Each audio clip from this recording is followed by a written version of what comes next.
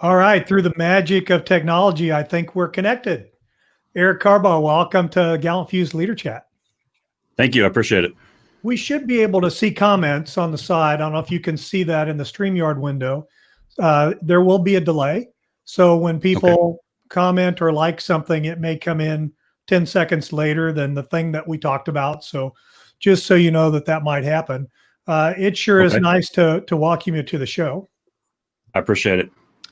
What I wanted to do was take a couple of minutes and kind of let you tell your story. One of the things that is incredibly important for veterans is the opportunity to tell their stories.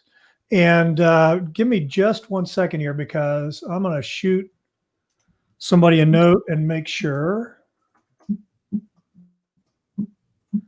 Get some feedback here from somebody to let me know that they're actually able to see us.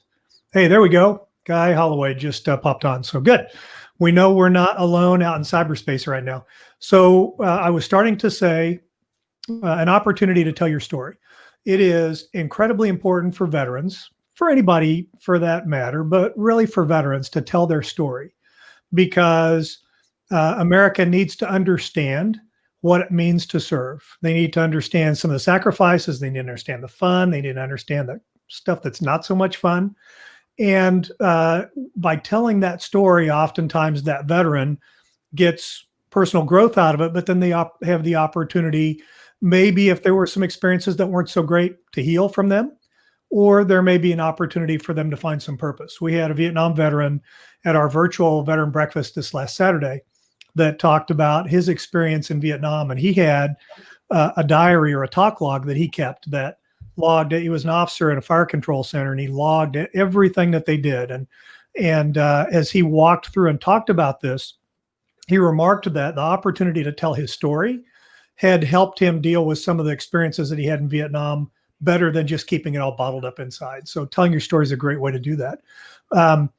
Before we get started, and I have you do that though, I went to an online seminar about a month ago with Ed Tick. And Ed Tick is and now I've put the book away. He's an author that's written War in the Soul and a couple of other things about transition. And he talks about sacred space. So when you are with someone else, when you're physically in front of someone else, you have the opportunity to create a sacred space between the two, right? It's harder to do virtually. But I encourage you to think of this between the two of us. We're creating a sacred space here that we're able to move into, and we're able to talk about some mutual shared experiences, maybe from the military, or some things that we just want to be able to talk about. So given my long-winded introduction, Eric, again, welcome to the GallantFew Leader Chats. Start off by telling us a little bit just about your own personal story.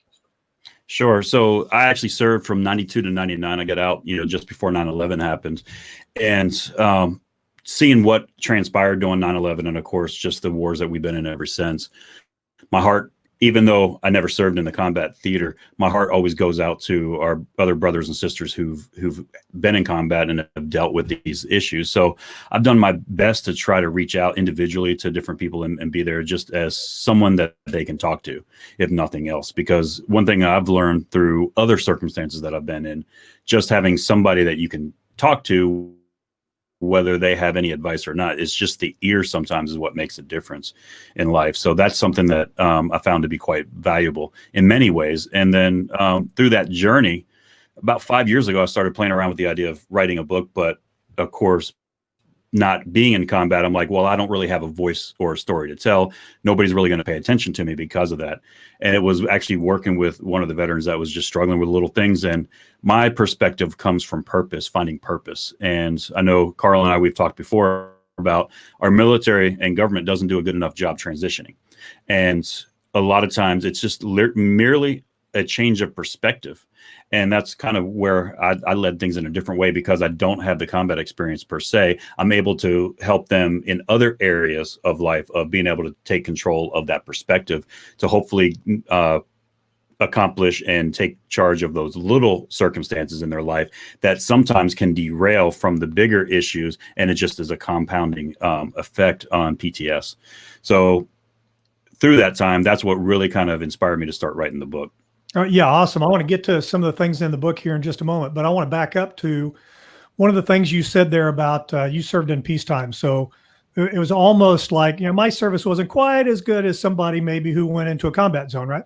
Ed Right. Tick talks about this in his book because he says, what happens when you have a veteran didn't serve in combat? They say, oh, I didn't go into a combat zone. And you have a veteran that was in a combat zone that says, oh, I never got in a truck and went up on a route that had IEDs. And you have somebody that drove a truck in a route with IEDs, and they said, oh, I never assaulted into a village. And you have somebody that assaulted into a village, and they said, oh, I never got injured. And then you have somebody that got injured that says, oh no, the real heroes are the ones that got killed.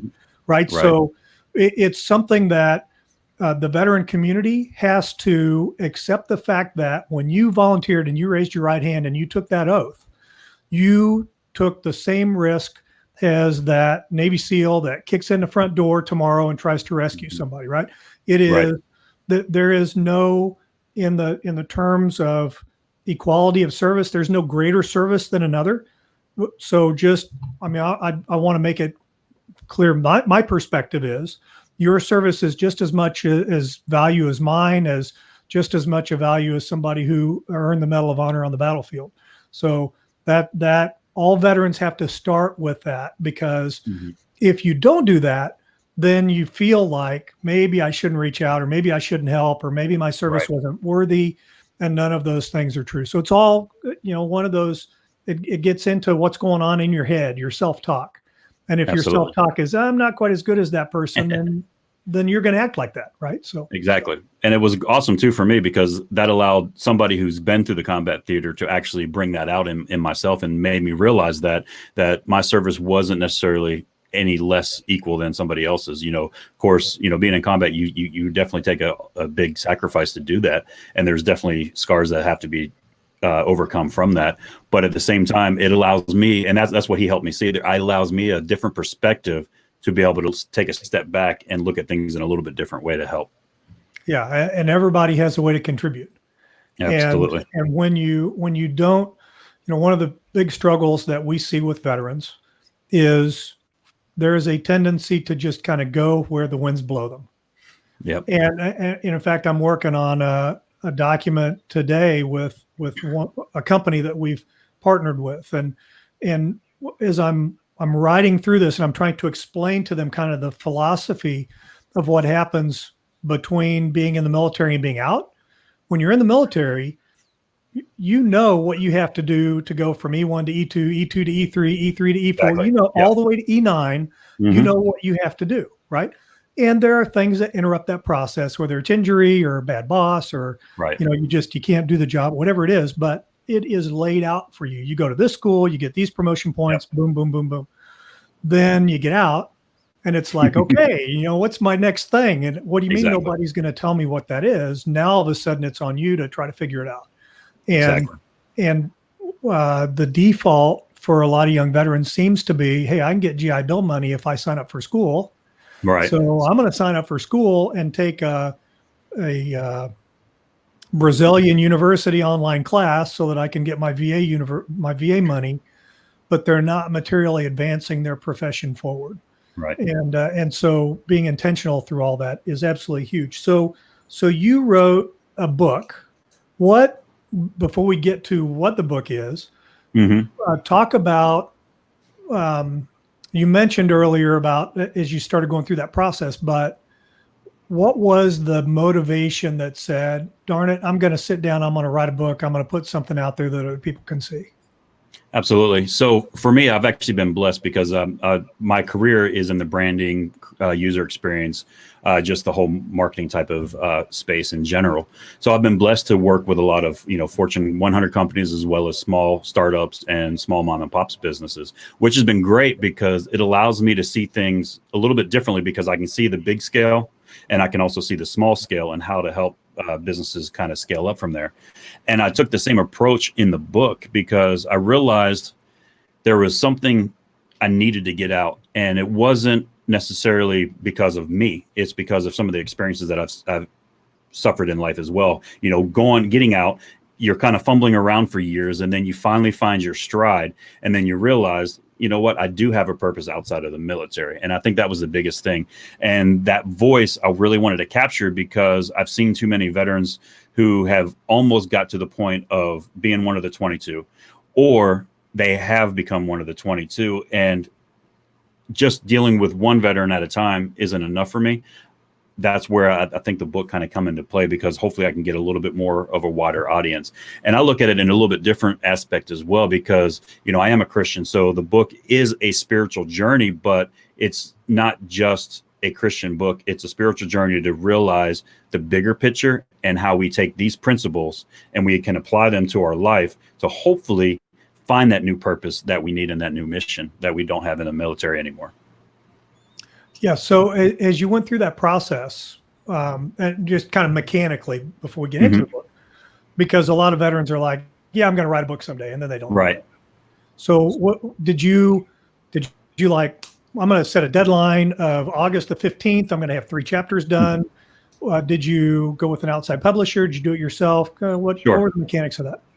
So I actually went with a boutique self-publisher called Westbow Press, and they actually do most of the printing and all that. And it made the process a lot easier for me, because even though I'm in that space, this is an area that I don't know. So why go and try to reinvent the wheel when there's been somebody else there? So I knew personally what I wanted to do. I did set a deadline, and I wanted to, once I started writing the book, I wanted to write it within 3 months. And that's not counting editing. That's just writing the whole concept of it. So the way I had to do it is just like we would do in the military. I set a schedule. So every night after the kids went to bed, I would write for a half an hour.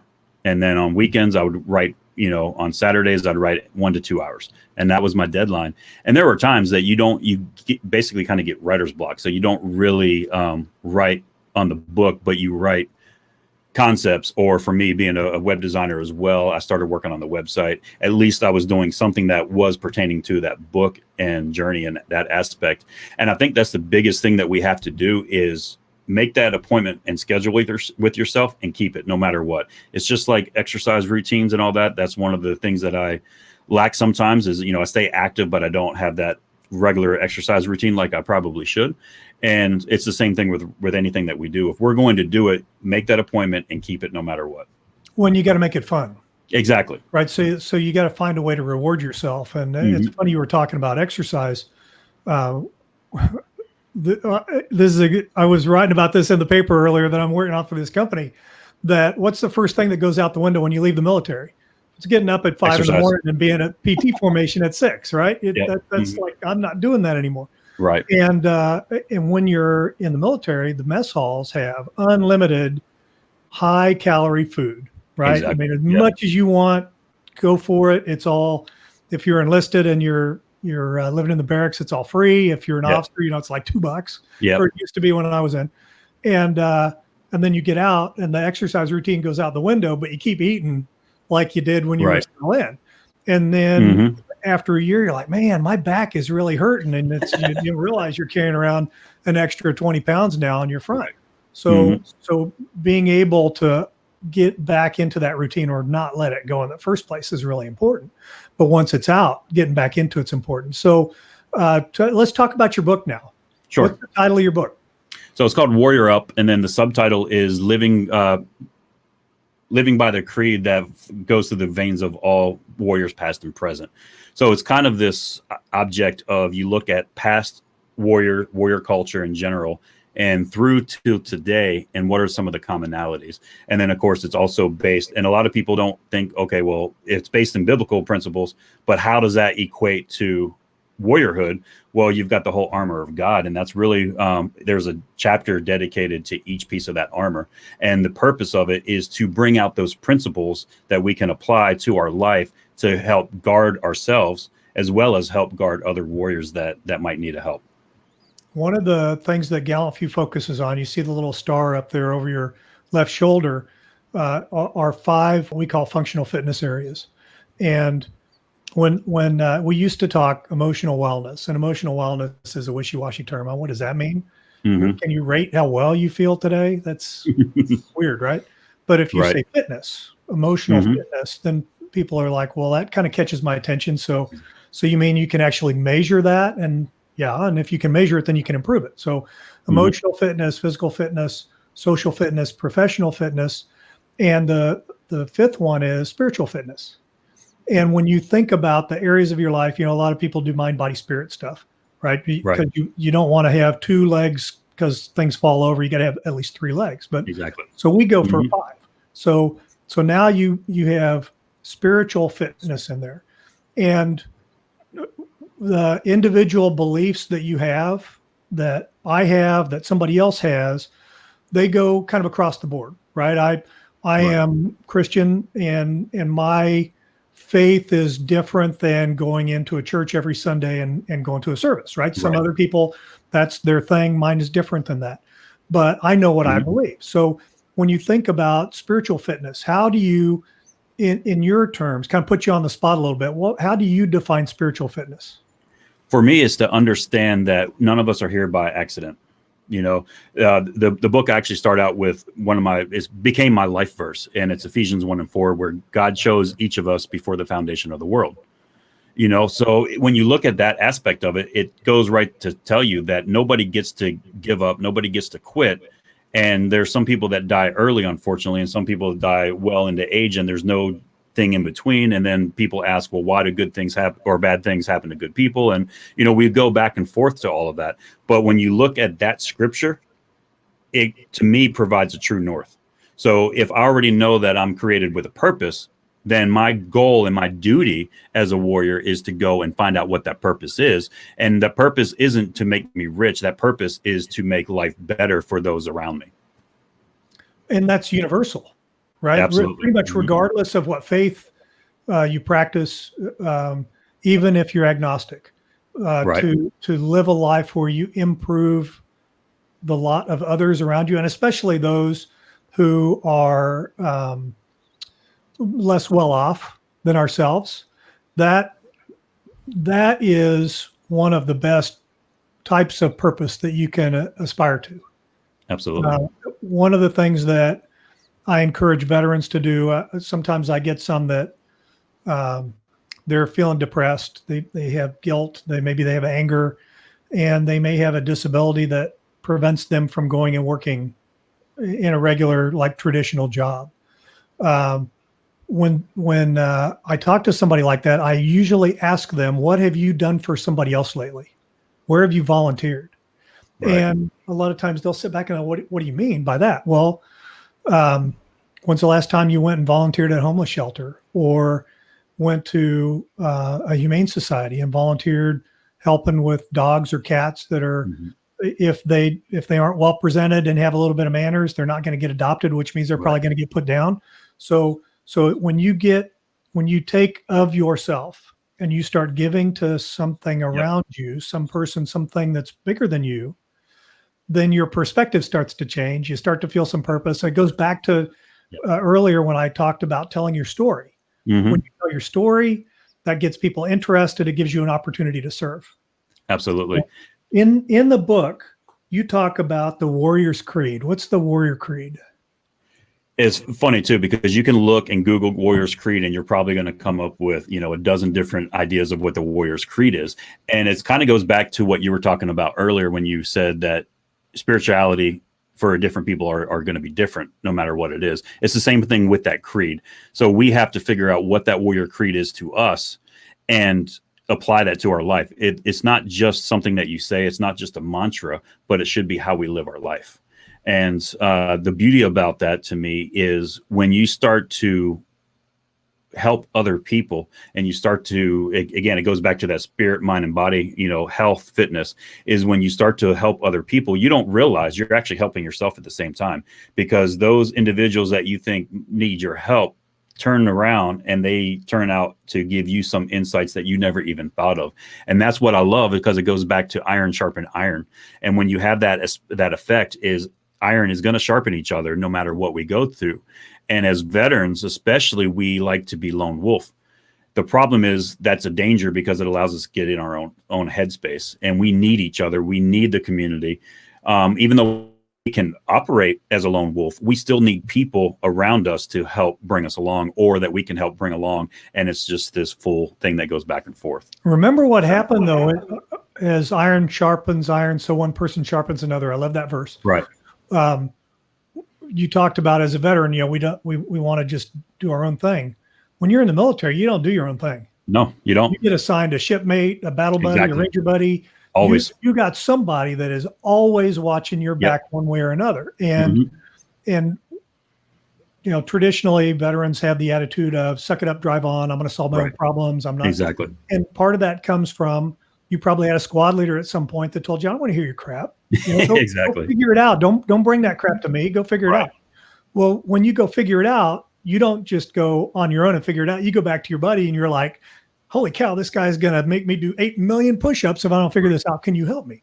Exactly. So you have this whole system that is built on mutual support and helping each other, because each one of those other people that you serve with know at some point they're going to need your help, right? So everybody is watching each other's back for the most part. There are things that I've been real disappointed in. When the more the military sexual harassment, the trauma that comes out, there is absolutely no place for that, and it torques me. You know, there was a campaign that one of the sergeant majors of the Army did a while back that said "not in my squad," which I thought was brilliant. You know, that doesn't go in my team. That doesn't happen in my squad. That attitude needs to happen more. And I don't want to get off on that soapbox, but I mean, one of the things that we have to recognize is, hey, not everybody served in the military is a good person, right? Right. And unfortunately, that's the reality of it. But when you take that team concept and you apply it to civilian life, and you're like, man, I don't have enough money to get to the end of the month, or the VA won't help me with my back, or I can't sleep at night. To reach out to your buddies is crucial at that point, because guess what? It doesn't matter that everybody's posting unicorns and daisies on their Facebook page. Right. They're all going through stuff. They're just not, just like you're not going to go out there and put black stuff on or dark stuff on your Facebook page. You're going to put the best foot forward. So everybody's doing that. So have you heard of the Spartan Pledge?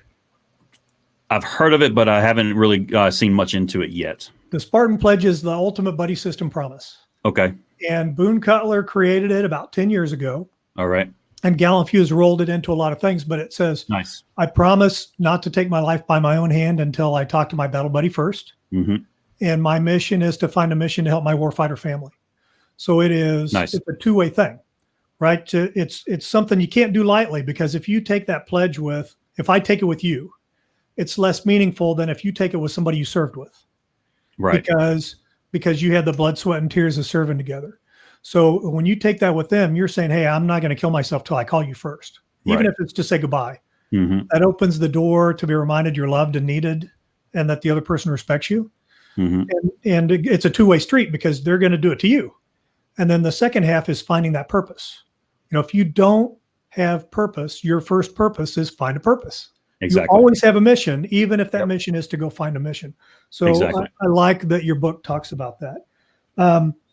I wanted to talk, there's a couple other things I've made some notes about, because I actually read it. You talked about being alone and solace. Can you maybe expand a little bit about the concept of being alone? Yeah, so being alone serves two purposes. One, it serves a purpose to allow you to retrospect on circumstances that you may be facing, and allows you some quiet time. And there's an alone time that we sometimes need to reflect inwardly, but we can't linger in that alone solace time too long, because then that's where we get into our headspace. That's where life's problems begin to compound on us, and we need that buddy to come in to help us along that time. So we have to understand that there is a season and a time to be alone, and to allow you to really kind of focus on what you need. Maybe it's as much as just reading a book. Maybe it's doing some type of work with your hands, woodwork or metal work or whatever it is, working on cars. But there's a time that you're going to have that allows you to kind of clear out the cobwebs, so to speak. And then if we linger there too long, then our mind starts to play tricks on us. So we actually have to find that way back to a buddy, to the people that matter, so we don't stay there too long. And that's really kind of the concept of that whole area. What's huge when you're in that time of solitude, excuse me, is being able to have the right kind of internal self-talk. Right. So if I were to say to you, hey, Eric, what's one thing in your life you absolutely must accomplish in the area of health? Then you may think, well, I absolutely must lose 10 pounds, or I must run a marathon, or whatever it is that your absolute must is in the area of health. And then if I say, why haven't you done that yet? Then your answer might be, well, because I don't have a gym membership, or because I have an injury to my leg or my back, or you might have a million reasons why that is. And too many of us in our heads take our self-talk down the why can't I excuse path when it comes to doing something. Why can't I control my diet, for instance? Right. Well, because I work out a lot and I need to eat. The because answer always gives you permission to do the thing that maybe you don't want to do, right? Yeah. So when you can get into an attitude of solitude, could be prayer, could be meditation, but if at that moment when you're relaxed, and we like to talk about being in the ultimate emotional state that you can be in, which is that of love for others. It's an agape kind of a love concept. Yep. When you're in that and you're relaxed and you're asking yourself, what do I need to do to lose 10 pounds? Then you start getting answers that come back in instead of the excuses that make you not lose the 10 pounds. So it's a concept that's woven into just about everything that we try to do. And that, I can't emphasize enough the value of your internal self-talk and how important it is to get to that relaxed state, that solitude kind of a state, so that your mind can really work on those problems. And there's also like a little caveat to that too. So like today, technology is prevalent. We got social media, and it's amazing to me how much we're connected, but people are still alone. And even though social media is important, see, when I got out of the Marine Corps, there was none of that around. So I actually lost contact with a lot of my buddies and all that kind of stuff. I try to stay in touch with a few. And there's one now with social media I've been able to get back in contact with, which was great. But at the same time, I find that too many times on social media, it's easy to get left alone, and you stay in that, and you'll post the dark memes and the dark content on the buddy pages, the Marine Corps pages, the Army pages, the different veteran pages, because it's a way to vent, but you're not taking care of yourself because you don't have that self inward lens that you should be looking at. Well, so, you talk about the book, don't you? You talk about a veteran being sarcastic. Right. Absolutely. There's a natural tendency to have kind of a dark sense of humor, right? You joke about things that are really dark because at some point in your military career, you had to face the fact that you might have to go to that dark place. So absolutely, you joke about it to make it easier for you to be able to process should that ever happen. And then that's why I think I don't remember which t-shirt company has it now, but the Mattis quote that says, be nice, but have a plan to kill everybody in the room, on a t-shirt. Right. To a veteran, that's funny stuff. But to a non-veteran, that's like, oh my God, I could never work with a veteran because they have an attitude that, they got to have a plan to kill everybody in the room. So we have to be really careful. We have to take responsibility for the way that we use that sarcasm. Absolutely. Because by you wearing a shirt like that, you might result in somebody else not getting a job because some HR person saw you and, veterans bad, not going to hire. So that could take me down a whole path of leadership in the veteran community, right? And what our responsibilities are in communities to be leaders. For sure. Post-traumatic stress. Talk to me about, you wrote about post-traumatic stress in your book.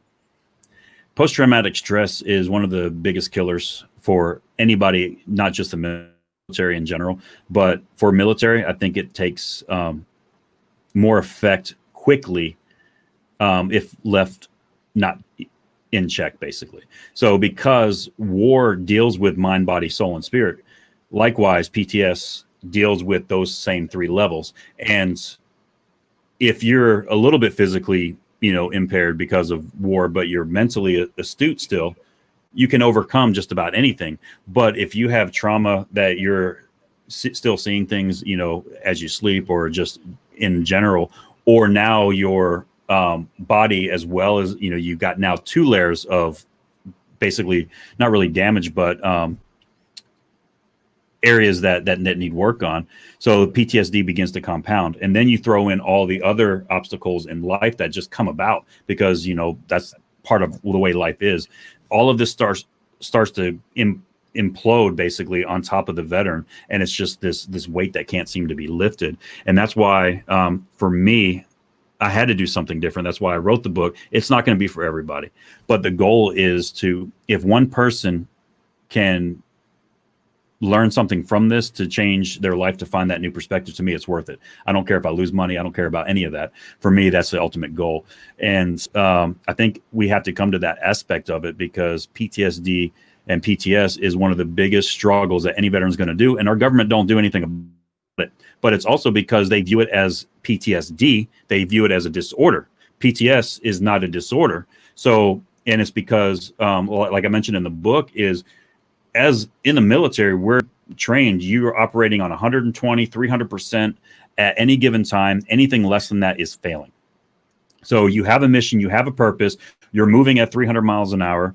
And then if you're lucky, you get a 4 to 8 hour transition course. It might be more now. When I was in, it was a 4 or 8 hour course, depending on which one you took. Really good notes too when you're there, right? Yeah, exactly. You try your best, but you know, so then they just basically say, all right, good luck to you. So you don't have that transition. And then you go from having a mission, having a purpose, to literally sitting around wondering what your purpose is and sitting on the couch watching television. So I think that's the biggest area that we really need to focus on. And that's why I love organizations like GallantFew, Defenders of Freedom, and the different ones that are doing this, because you guys are making the difference in our veterans' lives. And unfortunately, not enough veterans get to these organizations. So it's important for each of us to go out and try to find a battle buddy that we can bring along with us. Yeah, you know, the no D thing is always going to be a topic of conversation. The reality is, do you have a chance to follow on Facebook on your page? Because I'm getting a feedback. No, I shouldn't be. Okay, I just wanted to make sure, because I was hearing an echo there for a second. I think it's gone now. Okay. The disorder. Sometimes if you open up another window so you can see comments or whatever, then you'll get the audio loop will come back through. Okay, gotcha. The disorder thing is, in order for a medical diagnosis, for the VA to be able to compensate somebody, it has to fit within a legal framework, and disorder provides that legal framework. I don't like that. I mean, I'm glad that the VA compensates veterans for post-traumatic stress. They need to, and they should. Mm-hmm. But at the same time, I heard a colonel at a conference one time who said, "We believe post-traumatic stress is not a life sentence." And too often the VA is like, "Oh, you have PTSD, done, right? The rest of your life's going to suck." No, that's not. Mm-hmm. That's not the way it is. So tackling that intentionally, building your faith, building your social networks in the right way. Mm-hmm. The too many. What is it? Somebody said, my grandma always said, after 10 o'clock, nothing good ever happens at a bar. Right. You know, so you put yourself in positions where good things can happen or bad things can happen. And if you make choices that put you in a potential bad place, then bad things could come. Right. There was another thing I wanted to talk real quick about here before we're done. Let's see. You talk about training for the life you want. Right. Right. Most people, I don't remember exactly how you said it. They either train for the life they have or they live the life they have. Mm-hmm. But they're not training for the life they want. That is an incredibly powerful concept. Can you talk about that? Yeah, so that took me a while to really understand myself. So, you know, I joined the Marine Corps right out of high school. My father was passed away in the middle of my senior year of high school. So I kind of grew up overnight and became a Marine, all like within about 6 months of each other to a year. And for me, it took a little while because I needed to figure that out on my own. So I was stuck in this, well, life's not fair, you know, for many years. Even out of the Marine Corps, I never had a chance. I didn't finish my college degree, blah, blah, blah. You know, it's easy to make excuses. And then, I don't know, probably, I want to say around the age of 30. It took me that long, to really kind of get that concept. I started realizing I need to start planning for the life that I want, not the life that was dealt to me, because I believe every person, regardless of where they come from, has an opportunity to excel and basically obtain that American dream. And in order to do so, you have to start doing certain things. The first thing you got to do is work on yourself. And if you're not doing that, you're not going to get to the place that you need to do or need to be. Unfortunately, sometimes we work on ourselves in the wrong way. We listen to the wrong conversations and all that. For me, working on myself, it absolutely 100% involved being who I am and seeking God in prayer, because that allowed me to find that purpose. So in order to get to that place, I actually had to start to reevaluate my thought process. So I'm not a sum of my past mistakes. I'm not a sum of my past failures, and I've made time, but I am who God says I am, number one, and I am who I'm going to be because I start to plan for that. So then I start reading the books, looking at podcasts or listening to podcasts, watching the YouTube videos and stuff like that encourage me to make me a better person. And really that's what it comes down to, is you have to find the things that are going to speak to you that you can get something from, because every podcast, every show that you watch, every book you read, it's not going to always take the same effect as maybe another one. So some of them just don't mean anything to you, while other ones do. And I think that's what the most important thing is we have to get to that point that you find what speaks the most volumes to you. And once you find that, then you start to overload on that. And it actually helps to bring that trajectory, and you start to train. You're training your mind, and you even train physically, and you train emotionally, and you train, with what you eat as well. Garbage in, garbage out. That's an old coding term, but it's true. So if you're bringing in garbage into our minds, if we're bringing in garbage into our mouth and our eyes and our ears, then that's what's going to come out. But if we're actually bringing good things in, then that's what's going to ultimately come out. And I think that's where the biggest area that we have to look at is, because we do have that tendency to be sarcastic and very dark as veterans. We have to outshine that into bringing in positivity and good things, so we don't succumb to those devices. No, I think that's excellent. And one piece that I would add on top of that, I'm getting feedback. Let me see if I can stop. See if that, nope, I'm still getting feedback. I turned my volume down a little bit too. Maybe that'll help. Okay, so I'll keep the headphones on. Maybe that'll help out. Where are you going has to be a big part of that, because absolutely, if you think about when you go to design a website, mm-hmm. you don't just start coding. Right. Sit back and you start to look at, what does it look like in your head? What does that look like when the website is all put together? And now I'm going to start coding to get to that point. Right. When, it's almost silly to think that you would just start coding without knowing where it was. But right. In life, what you were just talking about in terms of training for the life you want, you got to identify what is the life that you want, so that you can start putting things in that will help you move towards that reality. I use the example a lot of in the Army. You'll see general officers been on active duty for 30 years that have basic airborne wings, right? Okay. Which means they probably only jumped 5 times, right? And that was it. Why? And they probably did it when they were a cadet at West Point or an ROTC.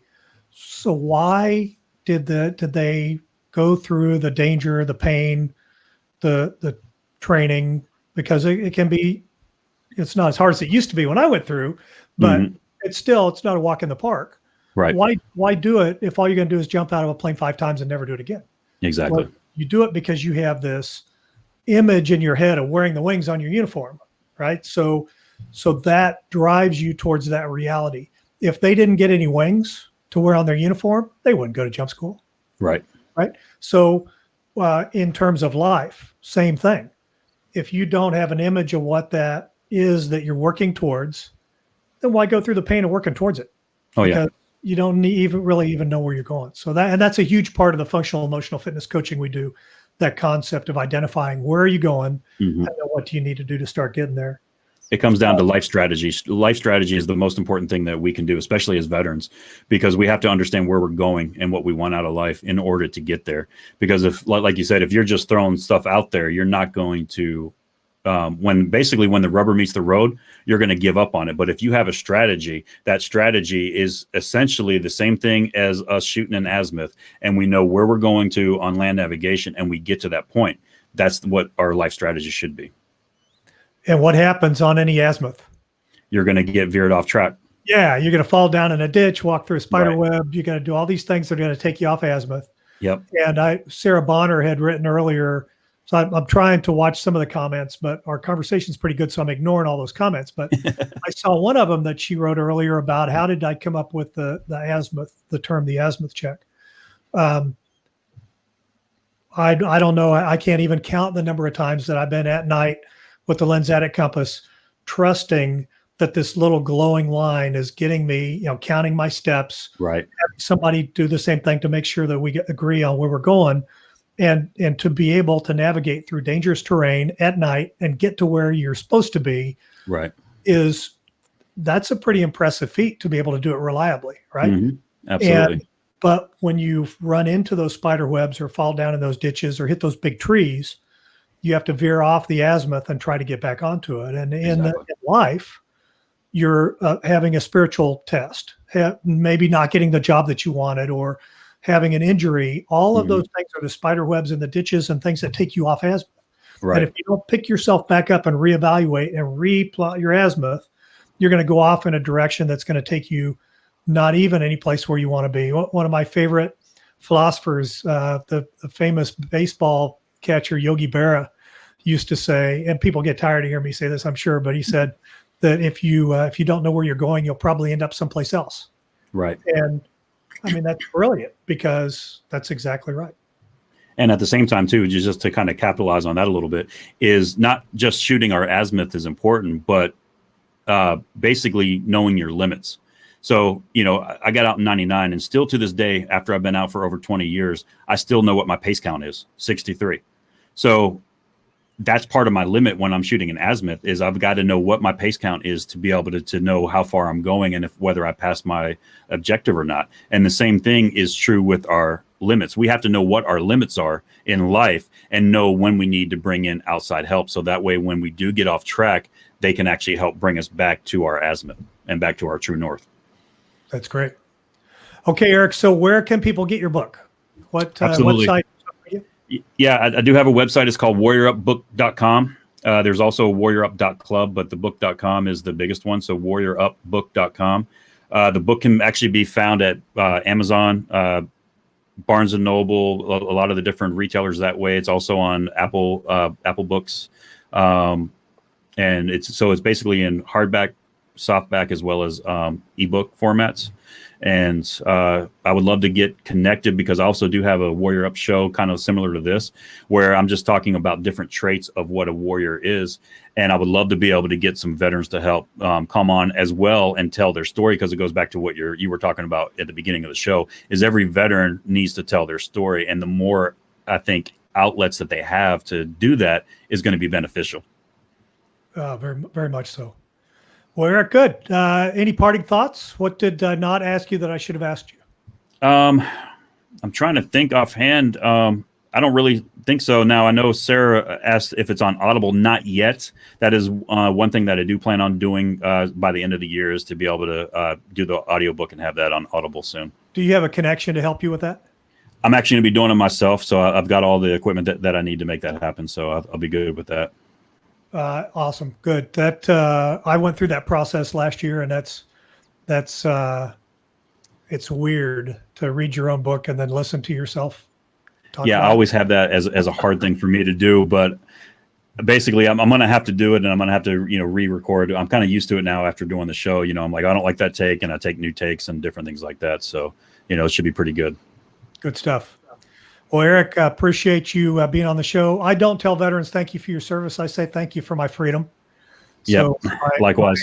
Raising your hand and taking that oath, you guaranteed that we'd still be free here today to have this kind of conversation. So thank you for doing that. Absolutely. No, I appreciate it. And thank you too. And to all the veterans out there, I mean, our sacrifice that we take by, you know, raising that hand and spending that however many years that we spend in the military is crucial. And without that, this country would not be what the country is. Sure, this country's made mistakes and we see all the chaos that's going on out there, but that's why it's even more important for us as veterans to warrior up and literally to help steer this country into the right direction. I'm so glad that you said that. And I'm going to piggyback on that just one moment, because it's too easy to go into the 24/7 news cycle and have CNN on all the time and just think that the sky is falling. You know, now there's, I'm trying to remember what the latest catastrophe is. Oh, there's a squirrel in Colorado that's now got the bubonic plague or something, you know, so I mean, come on, you just, if you need to get your news in the morning, turn it off, and then focus on the things that you can control in your own sphere. And hey, if you're a scientist that can cure bubonic plague in squirrels, jump on it. If you're not, you got to let that go and go focus on the things that you can focus on. Absolutely. And that's the greatest thing, because I'm sorry. Most of those things are right in here. Yeah, exactly. I 100% agree, because unfortunately, at the end of the day, the media, what do? They sell advertising. So if all news is good, then they don't have a story to talk about. So they're going to twist things any way they can. And that's why it's important for us as veterans, because we're needed in the community. And the more that we can show up and do, and it's part of that finding your purpose. So I think if we speak up more, you don't have to go and attack people, but we can take a bold stand in different ways and to help the community in ways that people realize, you know what, if it wasn't for the veterans, that we wouldn't have the freedom that we have. Excellent. Eric, thank you. Thank you. I appreciate it. Hey, everybody, remember, be brave, be bold, be gallant. Absolutely.